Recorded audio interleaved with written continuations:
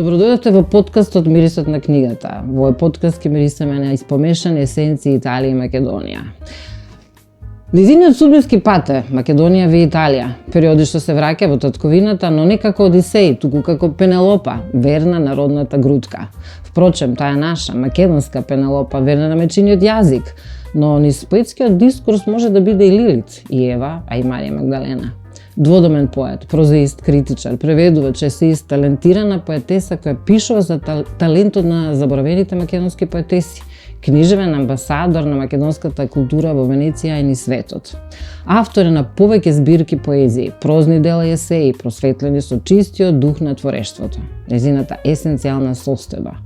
Во незините поеми ќе сретнете познати митолошки ликови, преку кои вешто, впрочем како една компаративка, прави пародија, травестија и каламбур, со еден збор радикална покривна фабулизација. Како што на времето за неа ќе каже професор Гане Тодоровски. Незината смисла за хумор ја наследува татко ѝ, автор на првата книга Афоризми и епиграми во Македонија, Живко Павлов. Добре доте Зирена Павло Додорикова. Светска наша! Добре те најдов, драга Татјана. Требаше сега книгите така да ги демонстрирам. Да, секако ти благодарам. Прво, поздрав до нашите сакани гледачи, македонци, и поздрав до тебе, поздрав до екипата. Како се чувствуваш? Јас ти се радувам, искрено кажам, се радувам зашто го catch the moment, само што дојде од Венеција и те стаса кај нас. Прво прашање е што те донесе тука Одисеј, знаеш, обично за Одисеја велиме дека тој постојано патувал, меѓутоа тој се враќал за да може повторно да отпатува, нели? Како да се враќаш за да можеш повторно да отпатуваш некаде. Вака, сите ние живееме, според некако моје убедување, го живееме матриксот на, условно кажано, на боговите. Не говорам за некој политеизам. Јас кога имав материја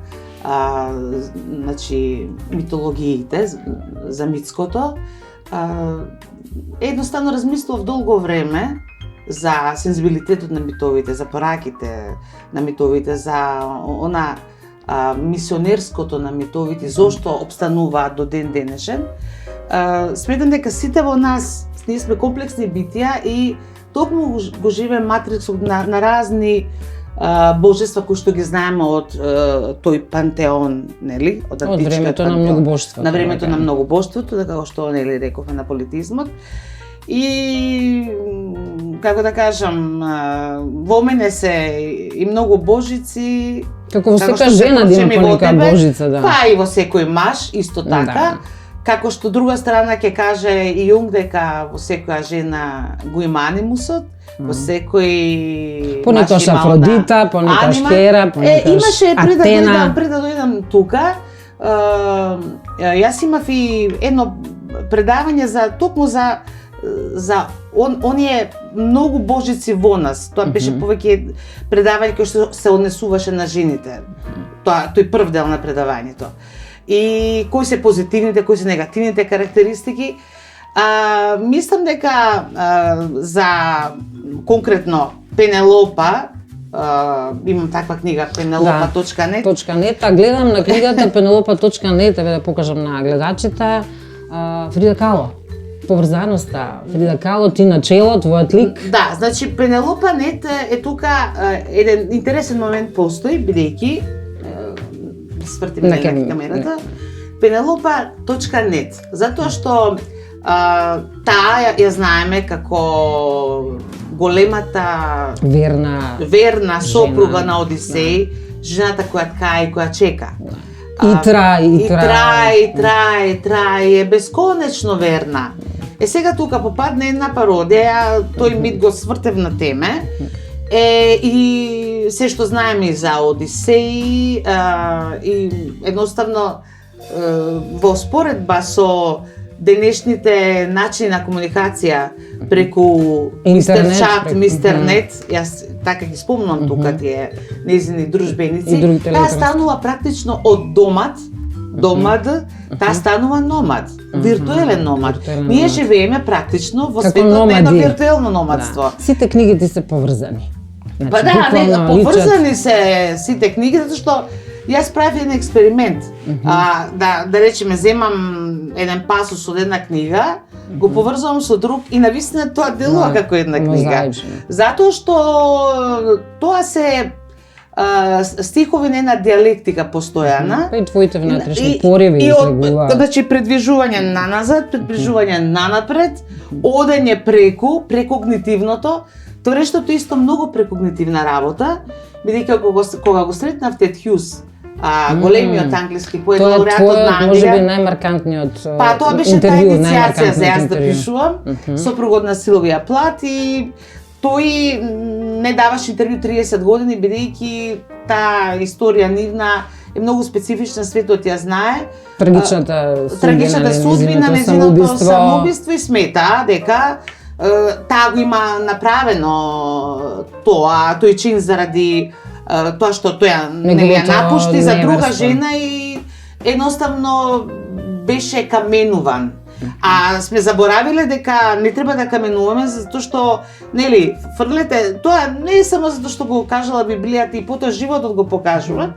Ако фрлиме камен, треба да имаме достаточната совест, нели, дали во мигот, во мигот пред да го фрлиме, дали ние не сме сториле нешто некому, сакајќи, не сакајќи, свесно или подсвесно, дали не сме го навредиле. Значи, никој практично не може да фрли нема право, камен. да. Иако и љубовницата на Тед Хјус ќе се самоубие. И тој, да, и тоа е една тажна и драматична и трагична историја, и тој човек кога дојде на Струшки вечери, јас го прашував за смртта и за творечкиот чин.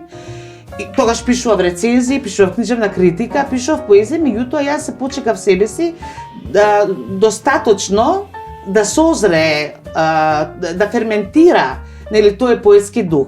Кога дојде мистер Тед Хјус, јас го прашав, кажете ми за смртта и творечкиот чин. И он вели, баш сакате да знаете, не? И се викам секако, а беше тука фотографот официјален на Струга, многу години, тој беше официјален фотограф. И вика, Мистер Хјус, let's make one photo against the dead.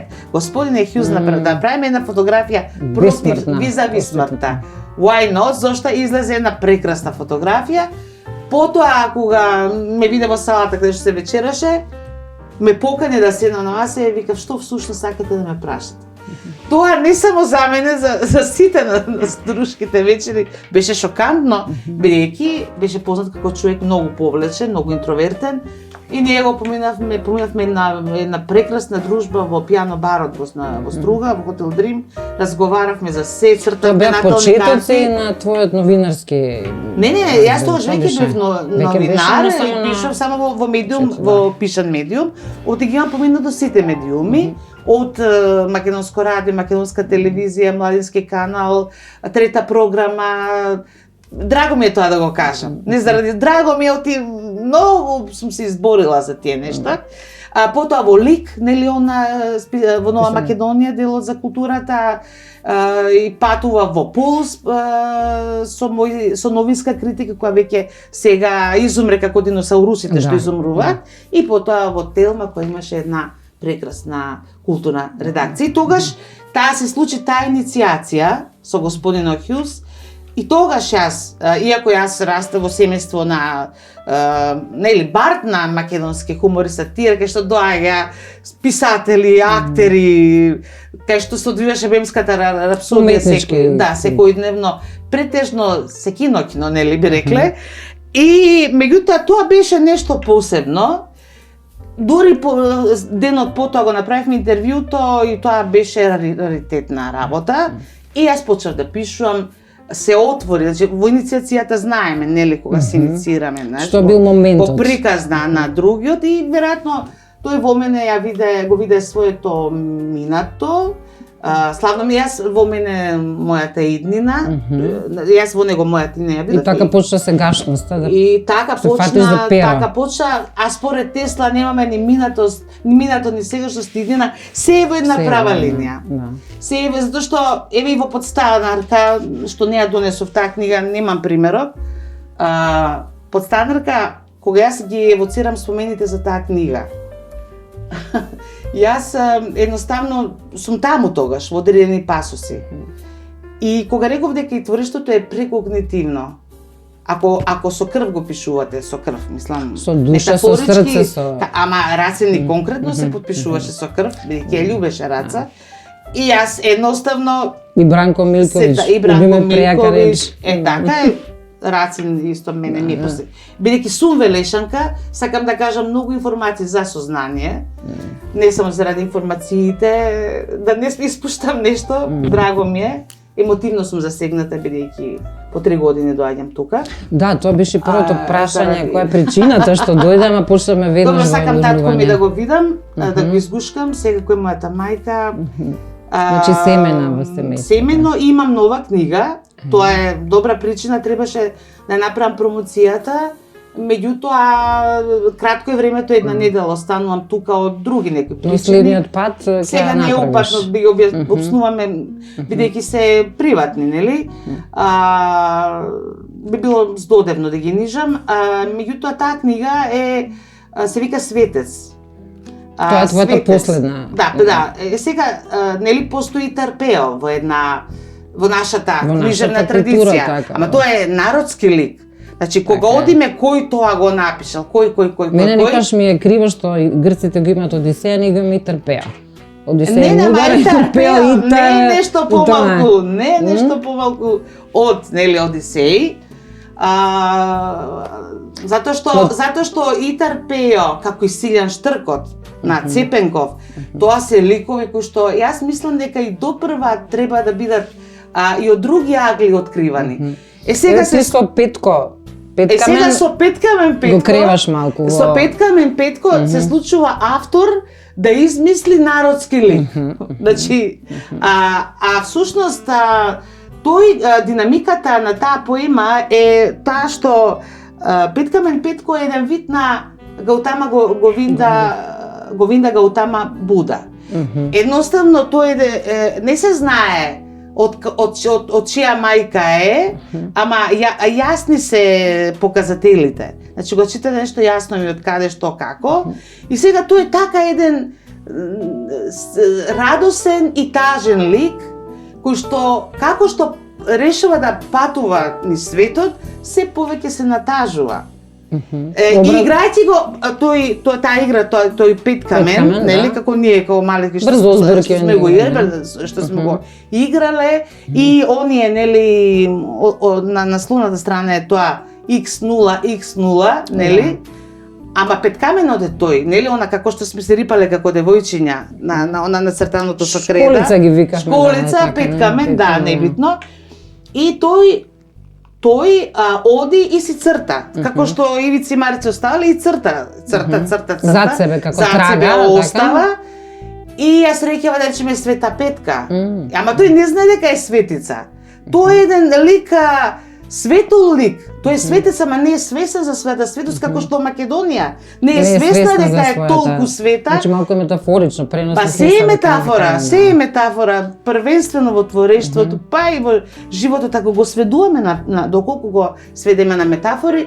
Мој сопруг италијан, кога живеевме 13 години овде, рече Златна Македонија. Тој има еден акцент македонски дури. Марка засака Македонија. Тој плачеше во Светинао. Кога тој не плаче, тој има проблем да плаче. Мажите во принцип имаат проблем, Така се воспитани, не плаче не биде жена. Ако плаче, тоа е срамота, ама не е срамота да се плаче. Тоа не е доказ на па и да сме фрагил, не ги сакам фрагилните луѓе. Зашто тие имаат колоритност во духот и во душата. И црпам и затоа и пишувам за такви ликови.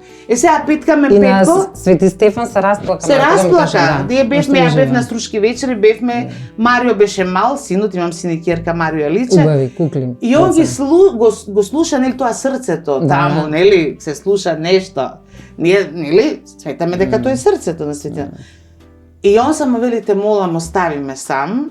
Јас од страна го посматрам и пролеа солзи. Затоа што ние убаво кажа, ние не знаеме се го почитуваме тоа што имаме. Ете во Верона гробот на Ромео и Џулиета ќе биде атракција од Вилем Шекспир, може би измислени ликови, дали биле Монтеки или Капулети. А ние имаме нешто уште по-грандиозно, не знаеме ни да се радуваме. Јас мислам дека тоа зборува вчера со наш пријател Сокол, он е уметник. Извореден уметник и специфичен е и со сопругот, и зборувавме токму за тој проблем дека гледаме нека српска серија и викам, види, тие се многу повеќе луѓе, поголема земја, барем во доменот на таа поранешна Југославија и кога ќе споредуваме, кога сме се враќале со сопругот со автомобил, половина е Србија, не?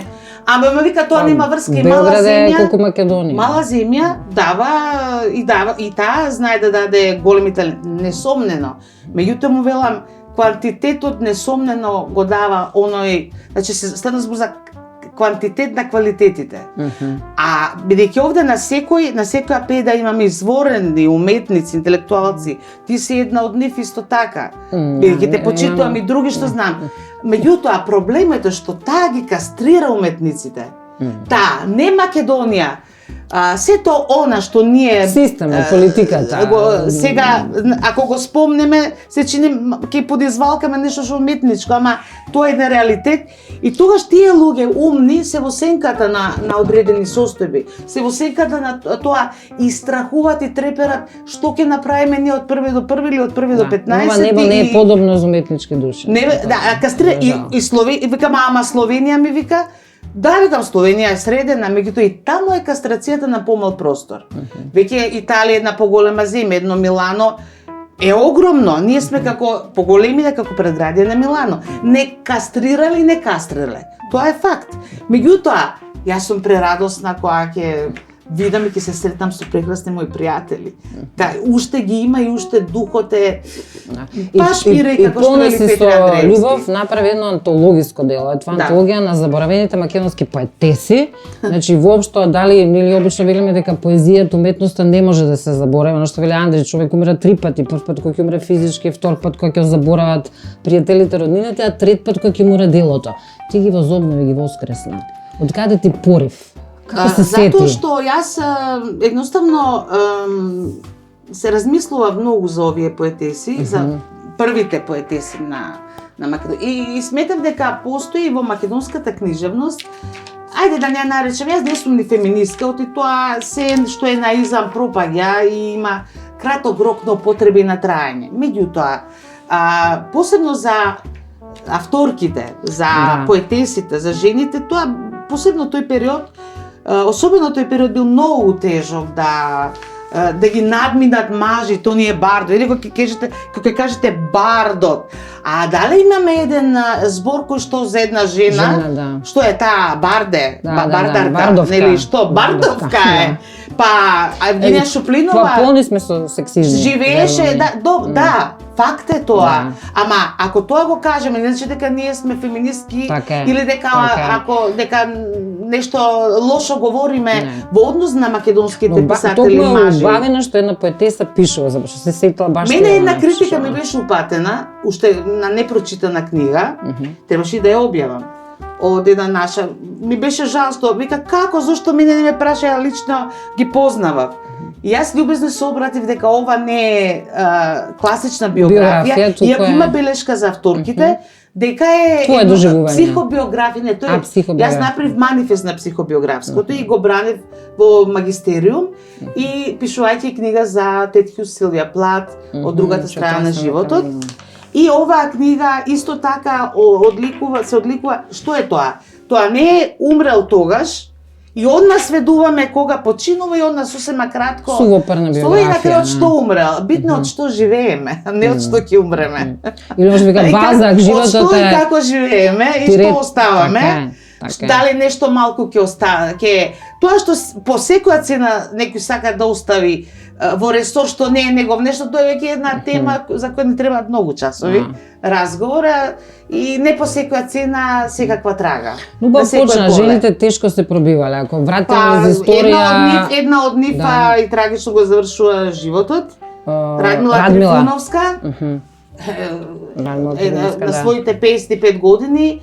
И Даница Ручеге починува во земјотресот скопски. А Евгенија Шуплинова починува на постара возраст, меѓутоа во голема сиромаштија, окружена со прекрасни мачки, јас ги сакам. Живеам исто, живееме со две мачки, ама прозорците никој не ги поправи.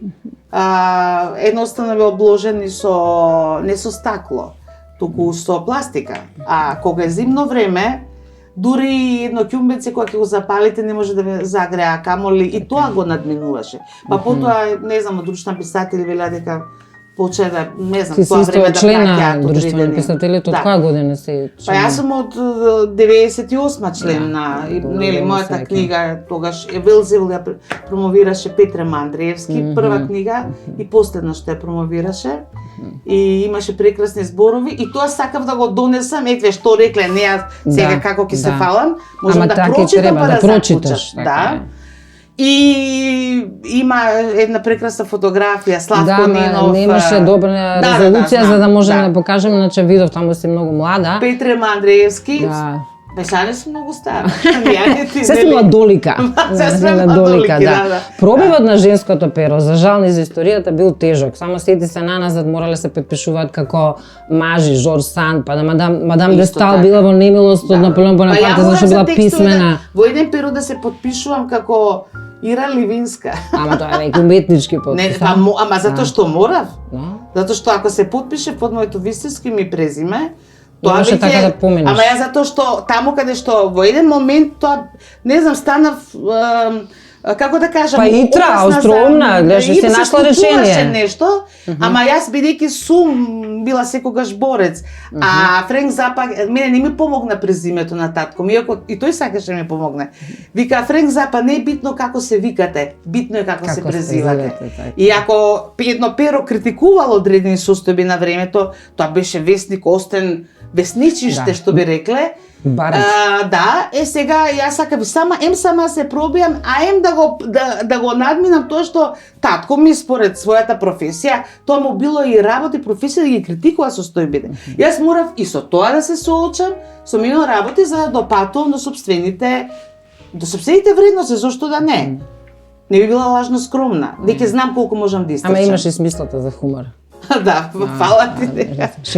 Веќе ќе излази книга Афоризми моја. Некако и таа дизна се отвори. Татко ми ја напише рецензијата. Баш ми кратко, онаки почна се шегува на таа тема. Семен бизнес ке тоа винака за да имам афоризам, разликата меѓу убиец и светец од 1 до 10 да се изброи, не?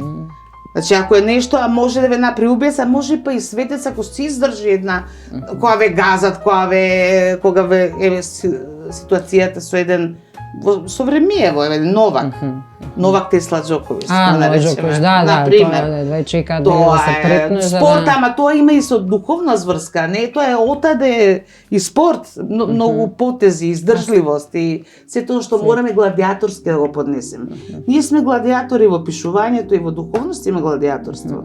Иако нели делува дека тоа не е духовна професија, не било, нели, целиот Рим аплодирал, а овие се трвеле во рингот. Да, но за тој период... Ама тоа се тие моменти во кои мора да ги извадите сите на располагање. И гладиаторство ми во Венеција, не се возам секој ден во гондоли. Драго ми е да, ако мислат така. Ми се случило да прошетам, таму е сето тоа, не? Меѓутоа, што го живеа, таму се живее едно секојдневие, кој што исто така носи различни драми. Не е така романтично како возењето со гондолите. И ако сакам него да се приуштам, мојот свет е многу убав, како што кажи твојот, затоа што кога се моите книги тука, и моите книги ме спасувале од многу ситуации, нели, на вакви, на онакви ситуации, пред се реактивни, затоа што никога во животот не сум подценила, ни во творечка смисла, ни во човечка. Сопругот вика, ама ти делуваш така, супериорно, као да... Као алфа ама не е тоа, јас сакам да споделам. И во име на тоа споделување, например, во Новата Ева, која што е поема за Лилит, вика, го плукна реброто на Адама и олесна и виде дека е коска што може да се глода. Поривот ја гонеше кон поголем плен, се сети на оној што донеа спие со сон толку цврст како мермер за надгробна плоча. Само еден момент. Вика, лесно ги оближа устните како после крвав пир со цвеќињата, од чии бои и мириси и доаѓаше да полуди, или уште полошо, да ги искорне сите до едно, да остави само пиреј за да види која е, ама пиреј нигде, ниту за лек. Имаше ли друг избор Лилит, освен да си даде оддишка за гладта своја, ја отвори устата широко, без жалење и си рече: вака на ситката поголема ќе биде, одошто за куската од реброво, што од сега им го препуштам на пците. Женскиот имаме време, Исус Христос. не знам, веќе Ке ни звонато таму. Новиот Лилит човек. Ева или женскиот Исус Христос? Па, малку ако кажеме дека женски Исус, ама се смета дека и според одредени извори, дека можеби Исус реално били жена. И сега тука се тие некои анализи и археолошки, Па и за Мона Лиза и за многу велика да, ние не сме биле сведоци. Okay. Нели? Меѓутоа јас не сум ниту неверен Тома од друга страна, па за да не верувам во ништо, тоа не е толку работа на верување или неверување, туку е работа на една длабока интуиција и на она акаша, тоа биолошко поле што е некаде во космосот и она супериорност која што нели нарекуваме Бог. Некој тоа одбива да го нарече Бог, некој го нарекува со други имиња.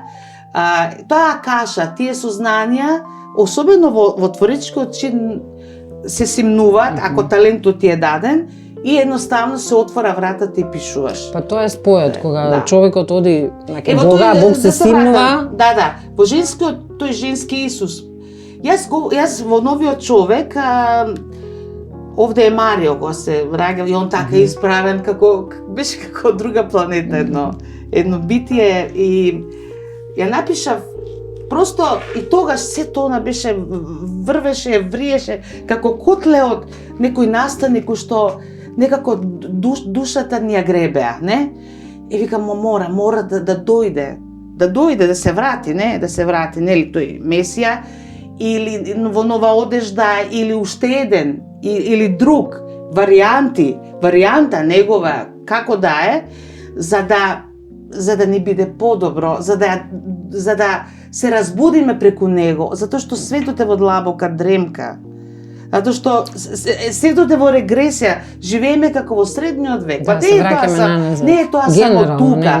Не е дека критикувам, ама што повисока технологија од Аристотел нааму ништо не е сменато во душата на човекот. Така, ние велиме се имаме технички помагала, нашите предци немале ни свеќа, ни перо, ни хартија, а повеќе напредувале. Еве, јас тоа вака го илустрирам, значи јас и тогаш тоа едноставно метафорички нели таа слика што беше тука со круната и со таа капка еве тука на средина. Ете како една провокација го направив, без провокација нема ни творештво, не?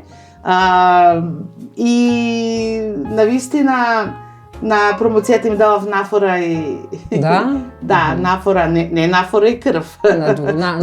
Нафора и сиренце. Го изедаа со сласти, сватија пораката, има прекрасни промотори. Сум соработувала од Петри Андреевски, од Гана Тодоровски, и сме седеле на маса и сме разговарале за животот, за маката, за љубовта. Во време ти е за една автобиографија, дали такво нешто ќе созре во тебе, да напише некој Прличев, да речеме, ово што спомна со Петкот ме потсекаш на Прличев. Одиш во Тугина, тоа го напише Михаил Швидерски, му викам, чекај малку што си напишал полека, да не направиме и непријател. Мислам, малку е тоа деликатен момент. Затоа што... Така почнал ни Прличев, се мислам дали воопшто пишам биографија за себе, скромно, кој сум јас па да пишам за себе. Ако го напише некој друг, јас би прифатила. За некоја година, ако нели во господовата картотека, малку ако Бог ја среди собствената картотека да биде соредба нештата, јас се молам да ја среди таа картотека, затоа што инаку не е фер. Нека среди све живо. Да, сопругот е католик, ги чествувате, ги славите подеднакво? Се чествуваме, меѓутоа тој повеќе како еден повод, мотив за радост. За да се концентрираат духовите средбите, комуникацијата, затоа што кога ме праша мојата золва италијанска, ти дали веруваш? Викам, тоа е длабоко интимна работа. Тоа е длабоко интимна работа. Дали ја верувам или не верувам? Што мислиш дали јас верувам? И постави прашање и тука остана да лебди тоа прашање. И колку одговорот би ја задоволил неа, да или не? Па не, ама добро, има право, постои правото да се постави прашањето.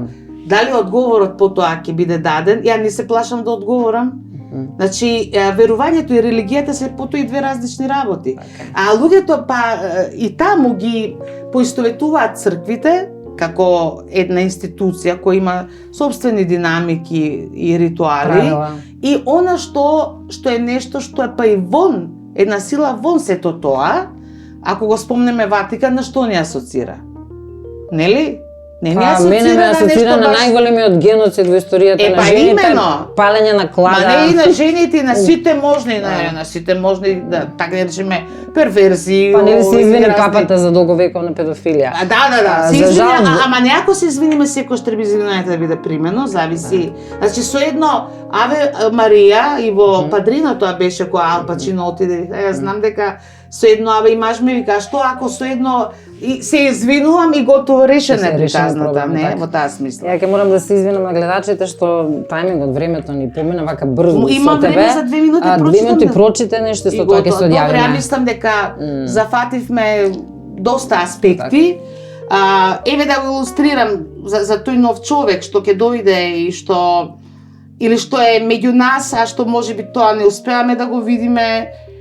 Викам, се стана едно во оваа колиба од прокоби, добрината ќе плаќа додека може, а потоа ќе се храни со бездомниците под покривот на овие црвјосани храмови, каде ликата ја унаказија некои нови пророци. Плукаат додека молитват, зборовите ги метат заедно со свеќите, ене ги зад врата подоцна ќе дојде големиот чистач и ќе ги стави во вреќата нокиница на контејнерот. Никој повеќе не е гладен по зборовите, никој не тарашка по контејнерите и ѓубреџиите заборавија на нив.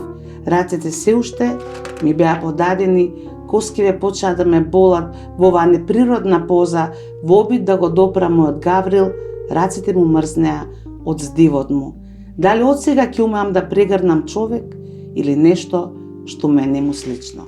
Меѓутоа можам да кажам дека тебе може да те прегрнам со чисто срце, мојата Македонија, моите пријатели кои навистина сакаат да ме видат и да ги видат. И овие прекрасни луѓе кои што ја помагаат во однос нели на овој подкаст и ти која што си прекрасно, која што имаш едно уво, освен што си прекрасна, имаш прекрасно уво и скромност за да го сослушаш соговорникот. И да те прашам како си? Ми беше исклучително чест. Одлично сум уживала во твојот разговор со тебе и можам само да испратам порака да останете понатаму на подкастот Мирисот на книгата и гладувате по книгите. Во книгите е целата уметност на постоењето.